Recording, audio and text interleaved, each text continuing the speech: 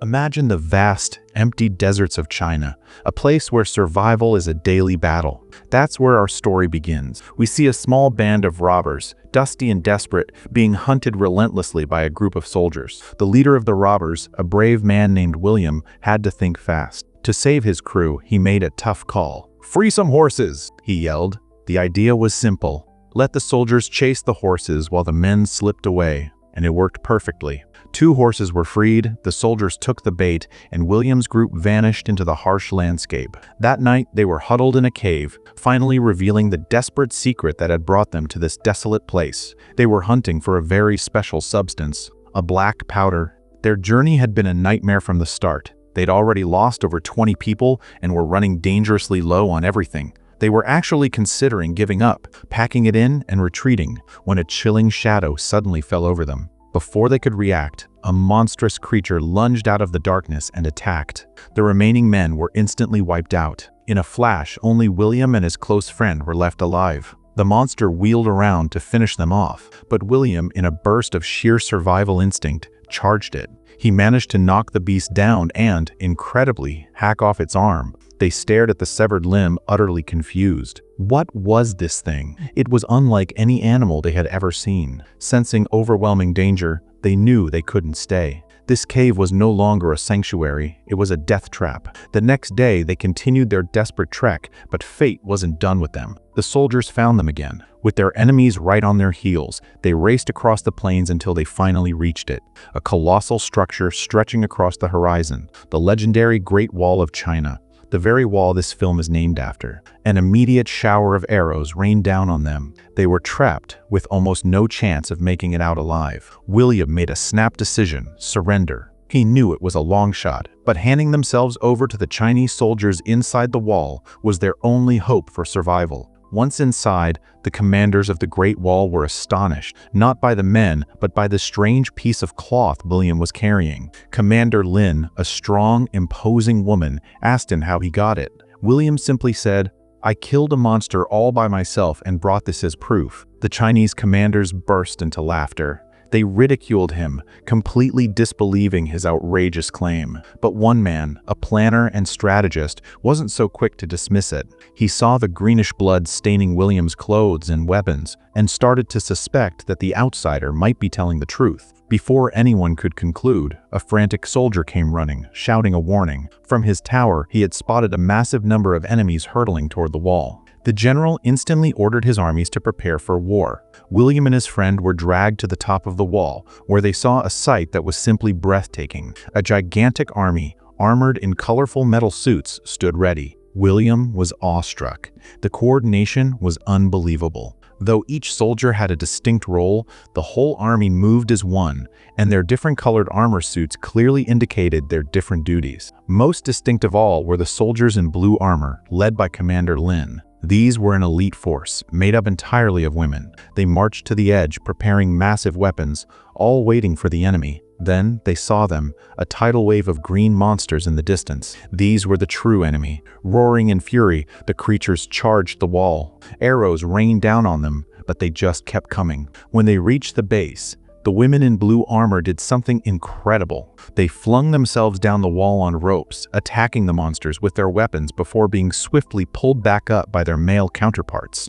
It was a brave, desperate move, but despite their heroism, many soldiers were lost. Then, the situation became dire. The queen of the monsters appeared, flanked by her terrifying bodyguards, ready to command the battle and escalate the danger. Lin spotted her and warned the general, who immediately ordered his weapons keeper to fire at the queen with a huge war machine. The bodyguards reacted instantly, blocking the attack and saving their leader. The queen, enraged, let out a massive roar. She used her voice to communicate a new order to the rest of the Horde: change tactics. William, seeing the chaos, was looking to save his friend when a third prisoner, an outsider like them, cut their ropes, freeing them. At that moment, an enemy monster was about to kill a Chinese soldier. Though terrified, another warrior rushed to his comrade's aid, but the monster simply swatted him away. Just as the creature was about to strike the final blow, William, the hero of the day, leaped into the air. He snatched a spear and plunged it straight into the monster's mouth. He kept stabbing, fighting off the creature, until his friend joined in, and together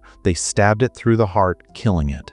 William's friend then grabbed a red cape, shaking it to distract another monster, like a bullfighter, giving William a clear shot with an arrow. The creature charged, his friend barely escaping, and William took his shot, killing the second monster. Finally, seeing so many of her companions destroyed, the queen let out a sound wave, the order to retreat. The monsters immediately backed off, taking their dead with them so the humans couldn't learn their secrets. Following the victory, the commanders approached William and his friend, dropping their weapons as a sign of respect for their cooperation. The general praised their bravery and decided that instead of being locked in a prison cell, they would be given their own quarters. The soldier William had saved came to him, thanking him, admitting he could have easily just let him die. They also met the prisoner who had freed them. He confessed that he too had come to China 25 years ago, seeking the black powder, and had been imprisoned ever since. He showed them a small supply of the mysterious black powder, enough, he claimed, for the three of them to escape.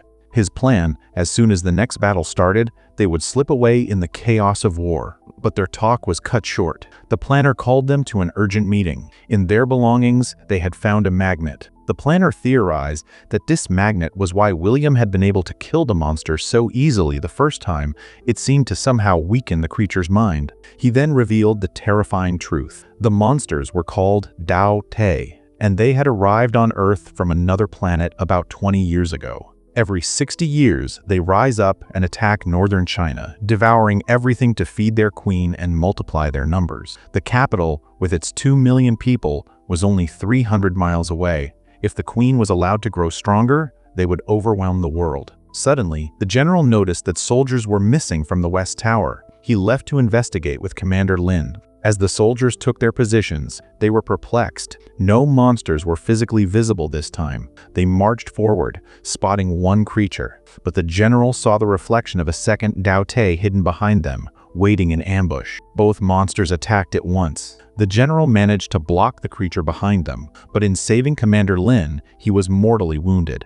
The army rushed to the scene, but it was too late. With his last breaths, the general ordered his senior officer to take command and warned them, "These monsters are very intelligent. They are planners. Never take things lightly." A massive funeral was held, a heart-wrenching ceremony where thousands of candles were released into the air so the general could rest in peace. A Chinese officer soon arrived with records from the last monster war, 60 years prior. The former general had reported that the creatures became paralyzed after chasing soldiers into the mountains, a place that also happened to have a strong magnetic presence, much like William's magnet. To test this theory, William suggested they try to capture a Dao Te alive using a large hook, like harpooning a whale. William's friend, however, was clearly unhappy, reminding William that they were supposed to be running away with the black powder. Undeterred, the planner prepared a tranquilizer and applied it to the harpoon hooks. Soon, the Dao Te returned, trying to climb the wall stealthily. The soldiers fought back fiercely, with giant blades slicing the creatures apart and the warriors fighting them at the edge of the parapet.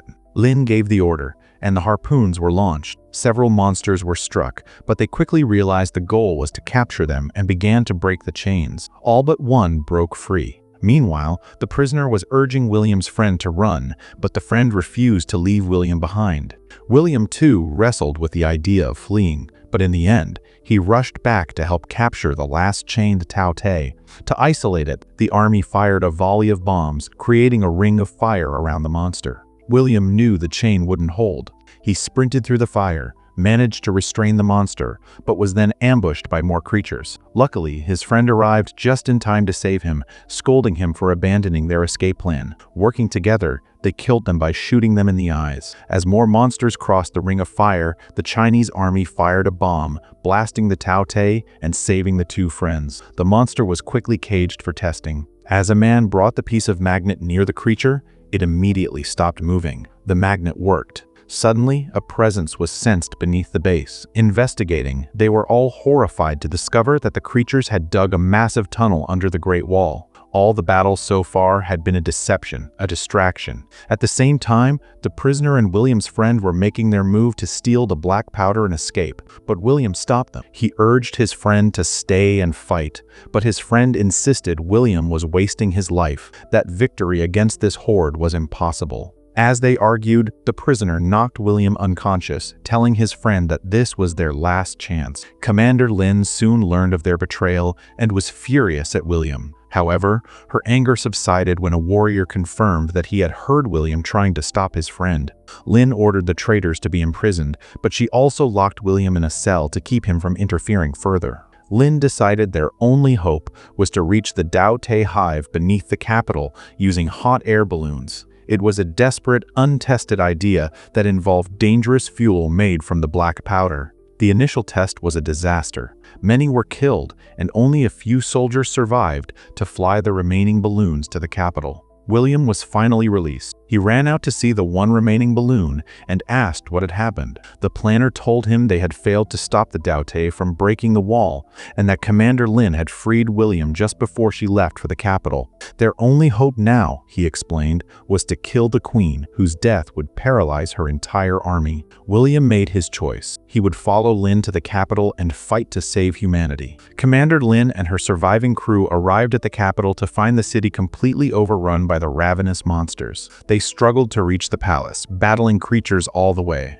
Monsters surrounded Lin, roaring for the kill, but before they could finish her, William swooped in, grabbing her and pulling her into the air. They brought the captured Dao Te with them, planning to strap it with bombs. The strategy was to navigate through the sewer, plant food and bombs on the monster, and let it lead them to the queen. But the plan went sideways. The creatures found their location, and most of the team was killed, leaving only one badly injured warrior. Seeing the horde attacking in the underground tunnel, the warrior decided to sacrifice himself, activating the bombs to block the passage. He released the monster, which, freed from the magnet, woke up, ate the food, and ran straight out to find its queen. William, Lin, and the warrior made it into the tower, where the warrior stood guard at the door holding the magnet. William and Lin ran upstairs for a clear shot at the monster with the attached bombs. William fired an arrow containing a bomb at the queen, but her bodyguards blocked the attack. The arrow deflected and exploded, alerting the monsters. William raced higher up the tower for a second attempt, but the queen ordered all her companions to attack the building, flooding the tower with creatures. The warrior tossed the magnet to Lin and was immediately killed by a monster. William shot again, but the creatures blocked the arrow a second time, and it exploded. Now the queen saw her attackers and ordered a full charge up the tower. With only one bomb left, William and Lin leapt out of the window, dangling from a rope, escaping the swarm. William threw the magnet at the bodyguards, slowing their movements, and with one final desperate throw, he dropped the last bomb. It fell through the air and landed inside the barrier protecting the queen. The queen tried desperately to put out the fire, but a massive explosion ripped through the air, destroying everything. The queen was killed, and instantly, every Dao Te monster went silent, collapsing to the ground. Humanity had won. William returned to the Great Wall, where he found his friend locked in a cell. The Chinese army gave him a choice, his friend's life or the black powder. Without hesitation, William chose his friend. He had realized that friendship was worth more than any treasure. As he left, riding away with the army, Commander Lin watched him from above. It was a silent goodbye between two people who had clearly developed feelings for each other. William looked back, a feeling in his heart that he would definitely return one day. And that, my friend, is how the story of the Great Wall ends. What a ride. Right.